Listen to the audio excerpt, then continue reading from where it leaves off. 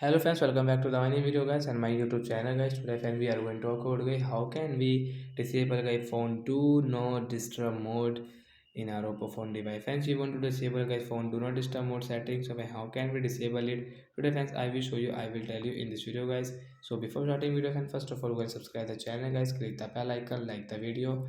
Friends, now let's see how can we disable guys phone do not disturb mode in Oppo phone device. I will show you guys.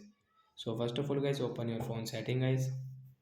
After on phone setting guys, you can see this tab setting. So fine, we will click on guys phone sound and vibration guys, tap here, then guys scroll it. As you can see phone do not disturb setting guys, you don't want to use, so as you can disable from the right side icon. And friends, tap on do not disturb setting. Friends, you can see guys this notification phone will not ring. So guys, now the phone will ring or vibrate also.